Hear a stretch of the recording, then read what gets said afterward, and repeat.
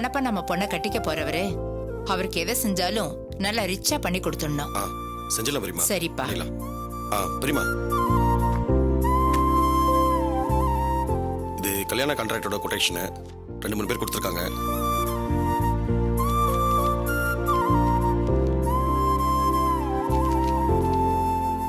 என்ன வெற்றி, ஒருத்தருக்கு ஒருத்தர் ரேட்ல ரொம்ப வித்தியாசம் இருக்கு. ஆமா பெரியமா, நானும் பார்த்தேன். மெனு பொறுத்து கொஞ்சம் கொஞ்சம் மாறுமா. பணத்தை பத்தி கவலை இல்லப்பா. யாரும் எந்த குறையும் சொல்லிடக்கூடாது. நல்ல ஆளா பார்த்து நீயே புக் பண்ணிடு. சரிங்க பெரியமா. பெரியமா, பத்திரிக்கை இன்னைக்கு வந்துடும். அப்புறம் நம்ம குலதெய்வத்தை வச்சு படைக்கணும். ஐயோ, நல்ல விஷயத்துக்கு நான் எப்படி வர முடியும்? நீ கவிதாவை கூட்டிட்டு போயிட்டு வா. சரிங்க பெரியமா. ஆண்டி வாம்மா, திவ்யா உள்ளதா இருக்கா, போய் பாரு. சரிங்க ஆண்டி. அப்புறம் பெரியமா, நம்ம மில்ல வேலை செய்யறவங்களுக்கு கல்யாணத்துக்கு ஏதாவது செய்யணும். என்ன செய்யலாம் நீங்க சொன்னீங்கன்னா? ஏன்பா, அது அவங்க கிட்ட கேட்டிருக்கலாமே. அவங்களுக்கு என்ன வேணுமோ அதே செஞ்சு கொடுத்துடலாமே. திவ்யா வாடி. என்னடி இப்பதான் தூங்கி எழுந்த மாதிரி உட்கார்ந்துட்டு இருக்க? என்ன, ஏதாவது ப்ராப்ளமா? ஏய், நான் உன் ஃப்ரெண்டுடி. என்ன யோசிக்கிற? எதுவா இருந்தாலும் என்கிட்ட தானே ஷேர் பண்ணிப்ப. அப்போ எனக்கே தெரியாம நிறைய ரகசியம் உனக்குள்ள இருக்கு, அப்படிதானே? ரகசியமும் இல்ல, ஒரு மண்ணும் இல்ல. வேற? வீட்ல கல்யாண வேலைய ஆரம்பிச்சிட்டாங்க. நான் தான் ரொம்ப டிஸ்டர்ப்டா இருக்கேன். இவ்வளவுதானா? இது கல்யாணத்துல மாங்கல்யம் தந்து நானே சொல்ற மாதிரி வழக்கமா எல்லா பொண்ணுங்களும் சொல்றதுதான். ஆனா உள்ளுக்குள்ள கல்யாணத்தை நினைச்சு சந்தோஷப்பட்டுக்கிறது, அப்படிதானே? ஏய், கிண்டல் பண்ணாத. நான் சீரியஸா பேசிக்கிட்டு இருக்கேன். ஏய், என்னடி ஆச்சு? ஏய், என்ன ஆச்சுன்னு கேக்குறேன்ல. இல்ல, இது சரியா வரும்னு எனக்கு தோணல. என்னடி பேசுற? நான் வரப்ப கூட அம்மா கல்யாண வேலைய பத்தி தான் பேசிட்டு இருந்தாங்க. இப்ப போய் இப்படி சொல்ற? இல்லடி, கல்யாண பேச்ச ஆரம்பிச்சதுல இருந்தே எல்லாமே தப்பு தப்பா தான் நடக்குது.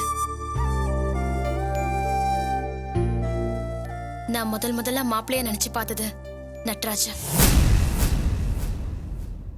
பொண்ணு பாக்குறப்போ சஞ்சய் மாப்பிள்ளைய வந்து நிக்கிறாரு.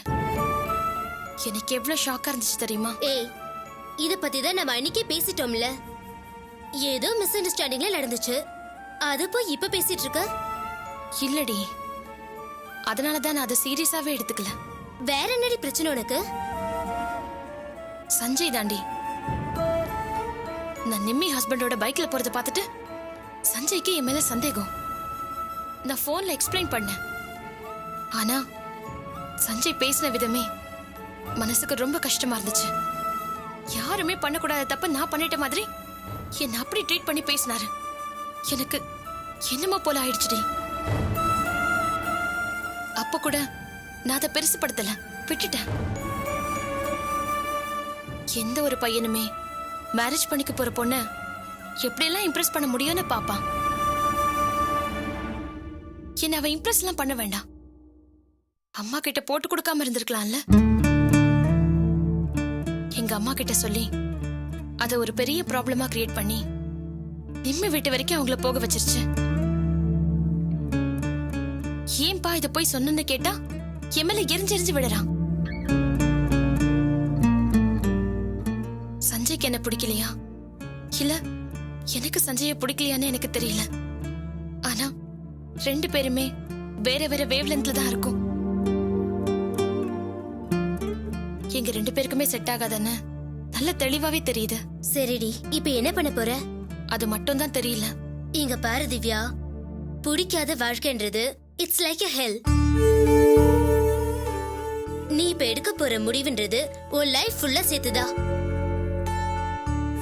சரியில்லைன்னு தெரிஞ்சதுக்கு அப்புறம் ஏன் இதுக்கு ஒத்துக்கணும்?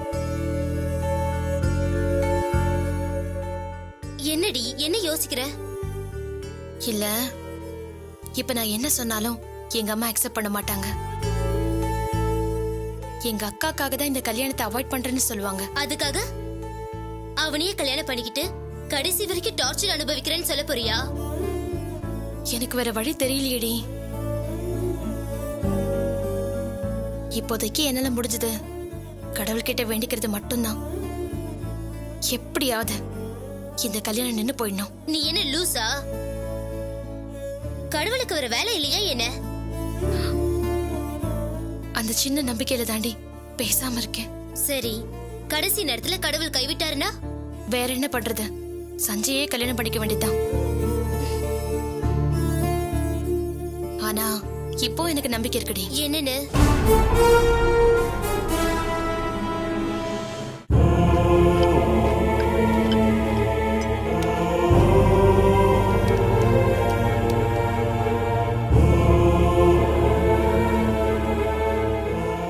அப்பா பையன் 2 பேருமே கதறி அழணும். அப்பதான் என் மனசு ஆறும். அந்த அளவுக்கு மோசமான துரோகிங்க மேடம் அந்த துரையும் சஞ்சயும். என் கண்ணு முன்னாடியே அதெல்லாம் நடந்துச்சு. அதான் அந்த துரைய பழி வாங்கணும்னு நினைச்சேன். 10 வருஷமா எனக்குள்ள இருந்தது இதான் மேடம். கஷ்டப்பட்டு படிச்சு ஒரு நல்ல வேலைக்கு போனேன். ஹாஸ்டல்ல ரூம் எடுத்து தங்கினேன். சஞ்சய் போன அதே பஸ்ல அவன் சூட்கேஸ மாத்தி என்னை சந்திக்க வச்சான். நான் நினைச்ச மாதிரி அவனும் என்ன லவ் பண்ண ஆரம்பிச்சிட்டான். கல்யாணமும் பண்ணிக்கிட்டான். முதல்ல அவன் கிட்ட நீ பணம் வாங்கினதா சொன்னப்போ நீயும் பணத்துக்காக தான் பழகிருக்கியோன்னு நினைச்சேன். அந்த ஆள் உங்க குடும்பத்துக்கு இவ்ளோ பெரிய துரோகம் பண்ணிருக்கான். அது பெரிய தப்பு. நான் இல்லைன்னு சொல்லல. அதுக்காக கல்யாணம்னு ஏமா போன? உன் லைஃபையே பணையம் வைக்கிற விஷயம் இல்லையா? எனக்கு வேற வழி தெரியல மேடம். இதுக்கே பாருங்க, பணத்தை காட்டி என் மேல கஞ்சா கேஸ் போட்டாங்க. இதுதான் ஆம்பளைங்களோட வக்ர புத்தி. இந்த மாதிரி நேரத்துல எங்களை மாதிரி பெண்கள் அமைப்புகளை தேடி வர வேண்டியது தானே? இதுவே எனக்கு நீங்க இங்க வந்ததுனால தான் தெரியும். ஜெயிலுக்கு அனுப்பிட்டோம், இனிமே பயம் இல்லைன்னு நினைச்சிட்டு இருக்க கூடாது. ஏன்டா இந்த தப்பு பண்ணோன்னு 2 பேருமே துடிக்கணும். அவன் கிட்ட பழகின முதல் நிமிஷத்துல இருந்து அத்தனை விஷயத்துக்கும் நான் ஆதாரம் வச்சிருக்கேன். நாங்க போன ஒவ்வொரு இடத்துலயும் நாங்க 2 பேரும் சேர்ந்து இருக்கிற மாதிரி போட்டோ எடுத்து வச்சிருக்கேன். இதுக்காகவே ஒரு தடவை வேணும்னே போலீஸ் கிட்ட சண்டை போட்டு அவனை பணம் கட்ட வச்சேன். அவன் ஃப்ரெண்டை வச்சு பேரம் பேசி பணம் கொடுத்ததையும் ஹோட்டல் கேமரால பதிவாகுற மாதிரி செஞ்சிருக்கேன். இவ்வளவு ஆதாரம் இருக்குல்ல, போதும். இப்ப அதெல்லாம் எங்க இருக்கு? அது எல்லாத்தையும் பத்திரமா ஒரு சூட்கேஸ்ல போட்டு நான் தங்கி இருந்த ஹாஸ்டல்ல வச்சிருக்கேன். நீ போனாதான் அதை கொடுப்பாங்க இல்லையா? ஆமாங்க மேடம். முதல்ல உன்னை ஜாமீன்ல எடுக்கணும். நீ வெளியே வந்து பொம்பளைங்கன்னா யாருன்னு அவங்களுக்கு காட்டணும். நீ எதுக்கும் கவலைப்படாம தைரியமா இரு. நாளைக்குள்ள எங்க அமைப்பை சேர்ந்தவங்க ஜாமீன்ல எடுத்துருவாங்க. வெளியே போன உடனே முதல் வேலையா உன்னை இங்கிருந்து ஜாமீன்ல எடுக்கிறதுக்கு ஏற்பாடு பண்ற. ஆனா அதுக்காக நீ கல்யாணம் வரைக்கும் இதுக்காக ஒரு வேளை என் உயிரையே கொடுக்கணும்னா கூட நான் ரெடியா தான் இருக்கேன். அவங்களால நாங்க பட்ட கஷ்டத்துக்கு அவங்க பதில் சொல்லியே ஆகணும். கண்டிப்பா சொல்ல வைக்கிறேன் அப்சரா. ஆமா, இப்ப உங்க அம்மா எங்க இருக்காங்க? ஒரு டிஸ்டன்ஸ் ரிலேஷன் வீட்ல. பாவம், அவங்கள நினைச்சாதான் மனசுக்கு ரொம்ப கஷ்டமா இருக்கு. இனிமேதான் நீ ரொம்ப உறுதியா இருக்கணும். அவங்க உன்னை இல்ல உங்க அம்மாவை வச்சு பயம் காட்டணும்னு நினைப்பாங்க. நீ எதுக்கும் கவலைப்படாம என் கூட தைரியமா நில்லு. எனக்கு எதை பத்தியும் கவலை இல்ல மேடம். ஆனா அவங்கள சும்மா விடக்கூடாது, அவ்வளவுதான். அதான் நான் இருக்கேன், பாத்துக்கிறேன் சொல்லிட்டேன்ல, விடு.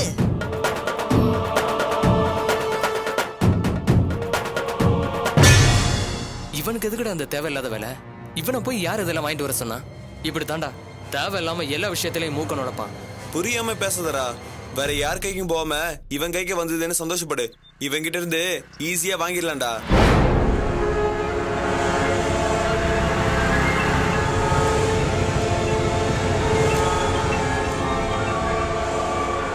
என்னடா நீங்க ஆபீஸ்ல இருந்து வர வேணாமா? அதுக்குள்ள இத்தனை போன் அடிக்கிறீங்க? இல்லடா திவா, ரொம்ப இம்பார்ட்டன்ட் விஷயம். சரி சரி, உள்ள வாங்க பேசலாம்.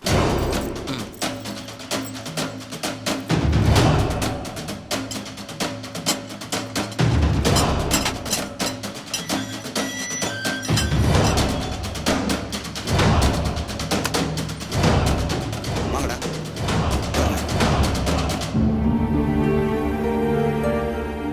என் ஒய்ஃப் வேற இல்லடா, இல்லைன்னா குடிக்கிறதுக்கு ஏதாவது ஏற்பாடு பண்ணியிருப்பேன். ரொம்ப முக்கியம்டா. டேய், அப்சரோட திங்ஸ் ஹாஸ்டல்ல இருந்து எடுத்துட்டு வந்தியா? உனதாண்டா எடுத்து வந்தியா? டேய் இப்போ எதுக்கு அதை கேட்குற? போடா போய் எல்லாத்தையும் எடுத்துட்டு வா. இல்லடா, என் ஒய்ஃப் வீட்டில் இல்லை. அதை நான் உங்ககிட்ட கொடுத்தேன்னு தெரிஞ்சா பிரச்சனையாயிடும்டா. டேய் என்னடா பேசுற?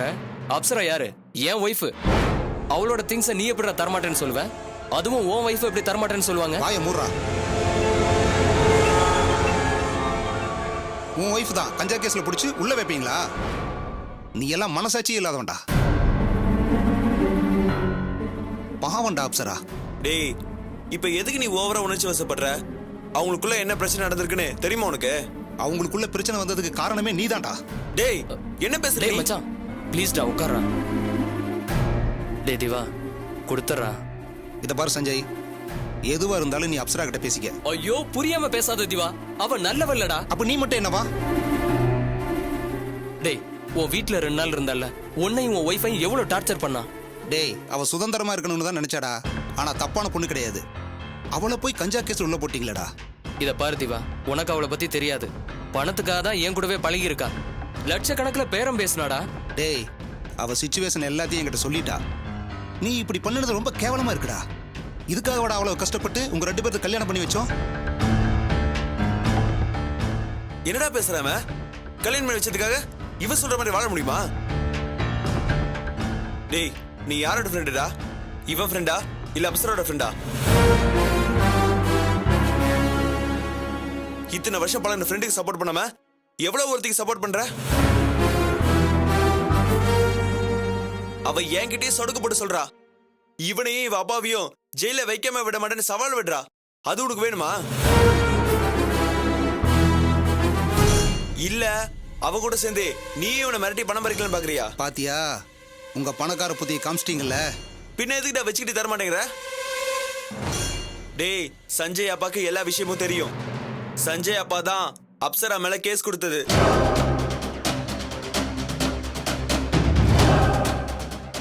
அவரு தான் திவாகர் வீட்டுல ஏதோ திங்ஸ் இருக்கான் போய் எடுத்துட்டு வாங்கன்னு சொல்லி அனுப்பிச்சு விட்டாரு.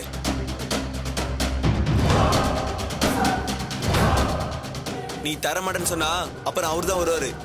அவர்கிட்ட நீ இப்படி சொல்ல முடியுமா? அது வேணும்னா சொல்லு, இப்பவே அவரை வர சொல்றேன். சொல்லட்டுமாடா? சொல்றா.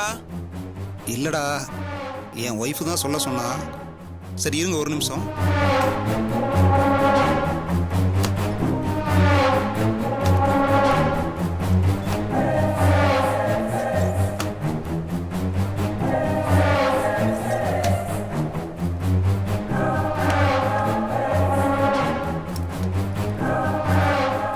நம்பர் என்னடா? டேய் நம்பரெல்லாம் தெரியாதுடா.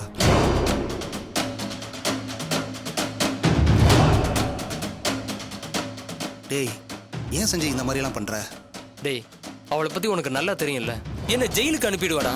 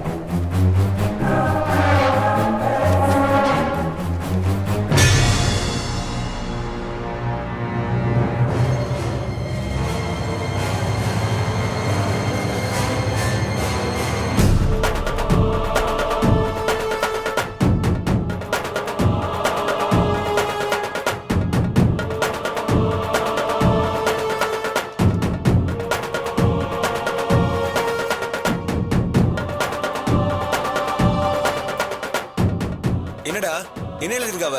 குடு.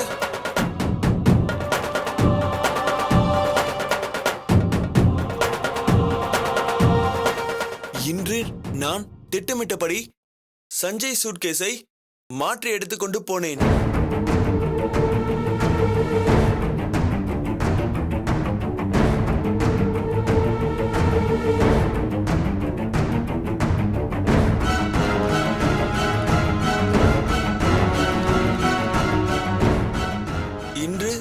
போன் பண்ணான். நான் நினைத்தபடி அவன் என் வலையில் விழுந்து விட்டான். அவனை அலையவிட வேண்டும்.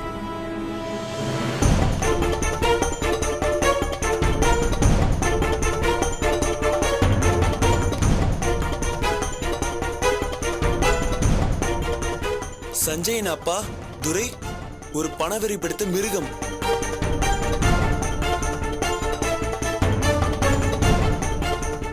எனது அப்பாவின் சாவுக்கு காரணமான கேவலமானவன். எனது அப்பாவை ஏமாற்றி சொத்துக்களை பிடுங்கியவன். அவனை போன்ற ஆட்கள் அதை கூட போலாம்.